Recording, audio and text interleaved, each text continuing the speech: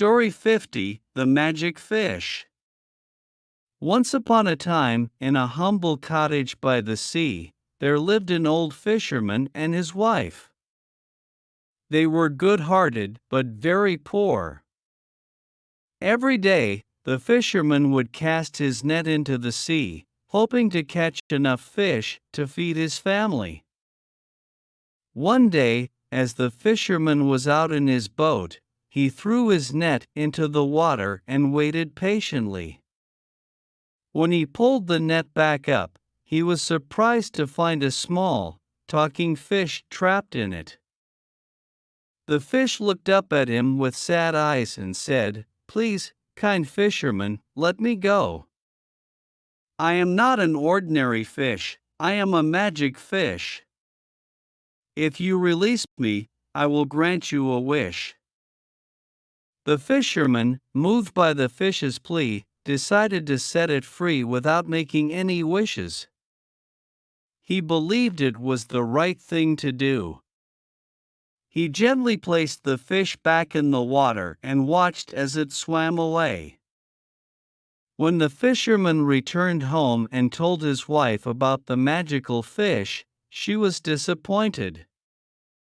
She scolded him for not making a wish to improve their dire circumstances. She thought they should have asked for a bigger house, more food, and riches. The fisherman, feeling guilty, went back to the sea the next day, hoping to find the magic fish again. He called out to the fish, and it appeared before him once more. The fish asked, "What does your wife desire?" The fisherman explained his wife's wishes for a bigger house, more food, and riches. Without hesitation, the magic fish granted the wishes. When the fisherman returned home, he found a larger house, filled with more food and riches than they had ever dreamed of. His wife was overjoyed and thought they should ask for even more. So, once again, the fisherman went to the sea, called for the magic fish, and explained his wife's new desires. The fish granted her wishes, and the house grew grander, and their wealth multiplied. However, the fisherman's wife was insatiable. She wanted to be queen and rule over a grand kingdom. The fisherman, torn between his love for his wife and his belief in doing what was right, went back to the sea and spoke to the magic fish. This time, the magic fish was displeased. It told the fisherman that granting his wife's wishes to be a queen was beyond its power. The fisherman returned home to deliver the news, and his wife was furious. She scolded him for not insisting on her wishes and sent him back to the sea to demand the queenhood she desired. When the fisherman reached the sea and called for the magic fish, it appeared, but this time, it granted the wife's wish to be queen. The fisherman returned home to find his wife in a magnificent palace, dressed in royal robes, and seated on a throne. But the more power and riches she gained, the more she desired. She became cruel and greedy, oppressing the people in her kingdom and demanding ever greater wealth and luxury. The fisherman, heartbroken by his wife's transformation, missed the simple and happy life they once had. One day, as the fisherman stood by the sea, he called for the magic fish one last time. The fish appeared and listened to the fisherman's woes. Finally, the fish said, "Go back to your wife and tell her that she has received all she ever desired. But remember, greed has consequences, and it will lead to her downfall." The fisherman did as the fish instructed. When he returned home, he found his wife back in their little cottage by the sea, with all her riches and power gone. She had learned the hard way that contentment and kindness were more valuable than any wish granted by a magic fish. From that day on, the fisherman and his wife lived a simple and happy life, cherishing the lessons they had learned about the dangers of greed and the importance of appreciating what they had. And the magic fish continued to swim in the sea, reminding those who encountered it that true happiness could not be found in limitless wishes, but in the heart's contentment.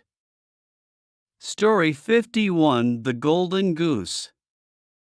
Many years ago, in a small village, there lived a kind-hearted but simple-minded boy named Simpleton.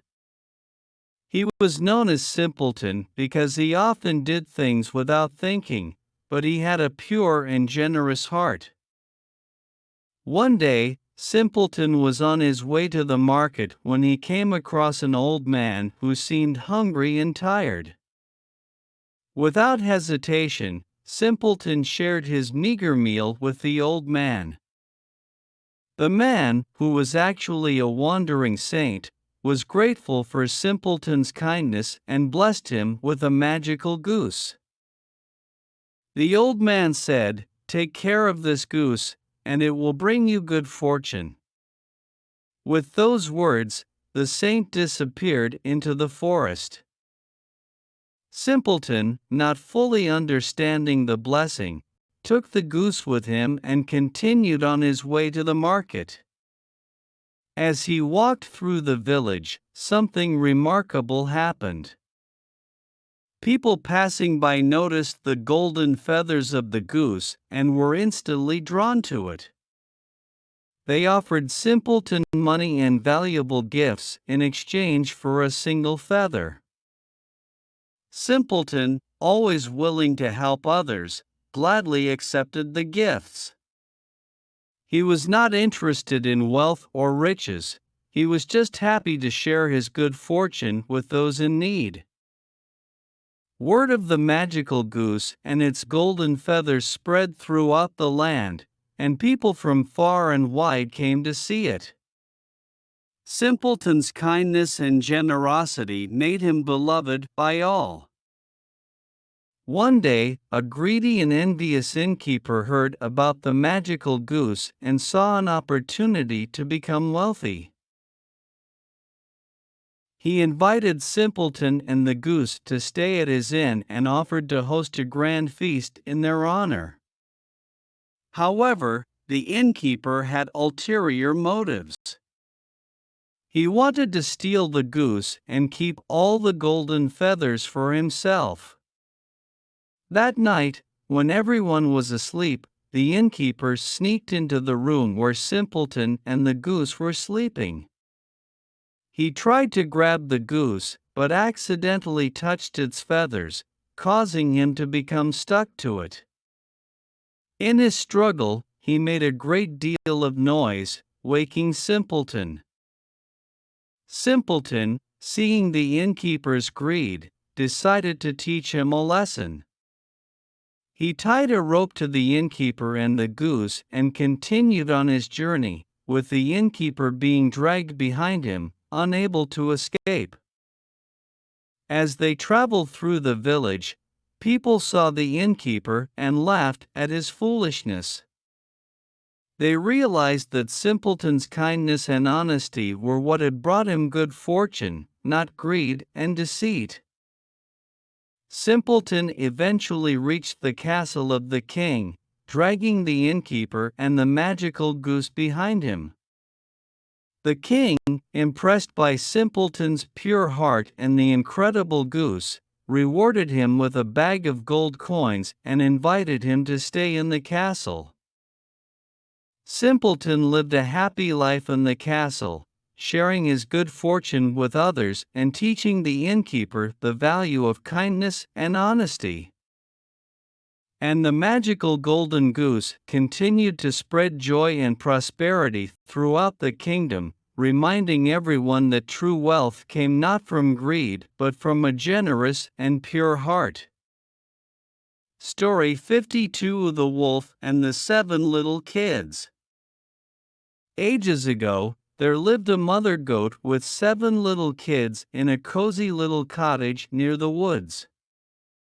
The mother goat loved her kids dearly and warned them, "My dear children, be careful when I'm not around. There's a wicked wolf who disguises himself to fool you. He'll try to eat you up. Always remember to look at his paws, for they are big and hairy, unlike mine." The little kids promised to be cautious and never open the door to anyone unless they were sure it was their mother. One day, the mother goat had to go into the woods to find food. She warned her kids one more time before leaving and said, "Remember, do not open the door for anyone, not even if they sound like me. Only open the door when you are absolutely sure it's me." As soon as their mother left, the wicked wolf, who had been lurking nearby, saw his chance to deceive the little kids. He crept up to the cottage and called out in a soft voice, "Little children, it's me, your mother. I'm back with some delicious food for you." The little kids were clever, and they remembered their mother's words. One of them said, "Mother, please show us your paws under the door so we can be sure it's really you." The wicked wolf, who had not expected this, quickly dipped his paws into a pot of flour to make them look white and furry like the mother goat's. He then stuck his paws under the door, and the kids saw the white paws and believed it was their mother. Without a second thought, they opened the door, and to their horror, they found the cunning wolf standing before them. He gobbled up one of the kids right away. The others were terrified and ran to hide in various places around the cottage.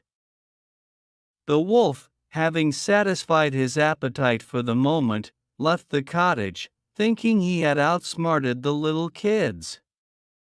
But the little goats were not ready to give up. They knew they had to save their siblings. The eldest of the kids, who had hidden in the clock, came out and devised a plan. They found a pair of large scissors and some thread. They carefully cut open the wolf's belly while he slept, taking extreme care not to wake him. One by one, the 6 little kids that the wolf had eaten emerged from the wolf's belly unharmed.